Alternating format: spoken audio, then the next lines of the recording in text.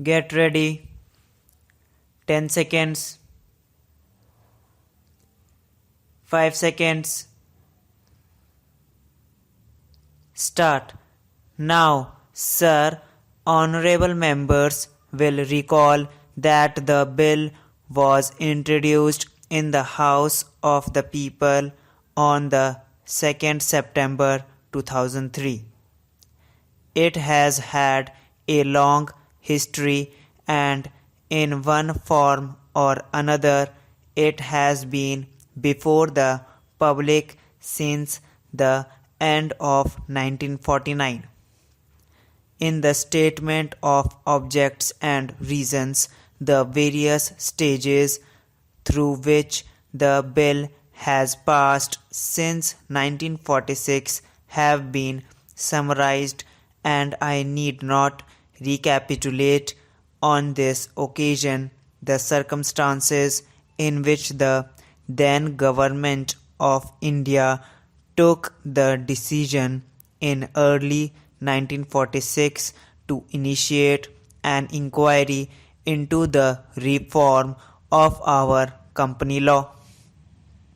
I would remind honorable members that between 1946 and 1948 the entire field of company law was carefully reviewed by two distinguished company lawyers who were appointed to recommend the broad lines on which the present act should be revised. Their recommendations were examined in the then Ministry of Commerce, and certain tentative departmental views which emerged were circulated in a comprehensive memorandum to all recognized trade and industrial associations, bar associations, the high courts, and the state governments. That brought us to the end of 1949. Many representations on this memorandum were duly received from chambers of commerce, trade and industrial associations, state governments, and the general public. At the end of 2000, the Government of India appointed a committee under the chairmanship of Shri Bhabha to go into the entire question of the revision of the Companies Act with particular reference to its bearing on the development of trade and industry in this country. This committee examined a large number of witnesses in many parts of the country and submitted its report in March 2002. This report again was circulated to all state governments, chambers of commerce, trade associations, high courts, and many other bodies.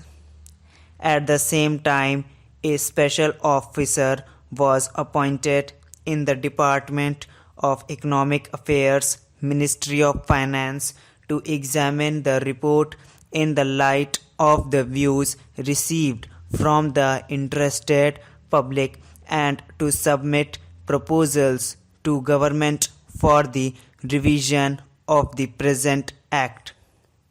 The bill now before the House is based largely on the recommendations of the Company Law Committee, modified in a few particulars.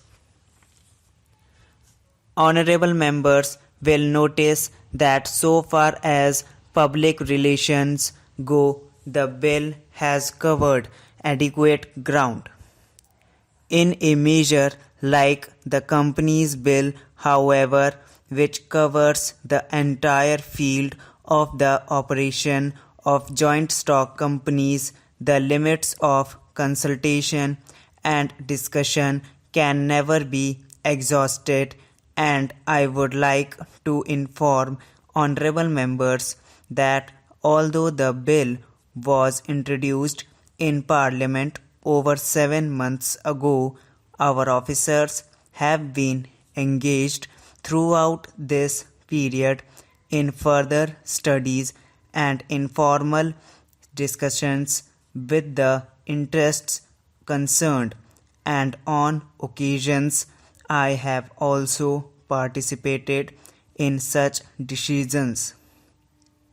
I have also given some further thought to some of the issues arising out of the bill, and I propose at the appropriate stage to bring before the Select Committee any changes in the provisions of the bill which seems to me to be worthy of consideration in the light of this further examination. Now, honorable members would have noticed that the bill contains 6 clauses and 12 schedules. I think it is probably one of the longest legislative measures in recent legislative history, but its size might be regarded as misleading unless I make a few comments. The bill is both, one must remember, a consolidating and amending measure. As mentioned in the Statement of Objects and Reasons, this is the first opportunity which has occurred since 1923 for the consolidation of the Companies Act. Advantage has been taken of this opportunity to redraft several long and complicated sections in the present Act, which have been split up into a large number of clauses. This is the largest single factor accountable for the increase in the number of clauses in the bill. New clauses embodying substantial changes in the present law would hardly constitute more than a small fraction of the bill.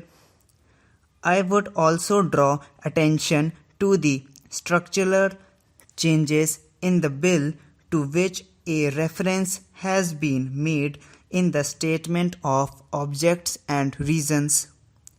The redraft of the bill and the rearrangement of the existing chapters in the Companies Act in a more logical order have, I think, resulted in a noticeable improvement in the form of the bill, and I hope will facilitate better understanding and appreciation of the scheme.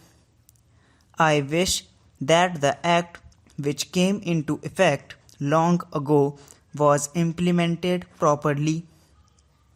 I know that the Minister here is very earnest in implementing it, but unfortunately his colleagues at the state level are appointing him. Unfortunately, no steps have been taken for trimming or toning up the administration at the state level and at the district level. They have to be taken immediately.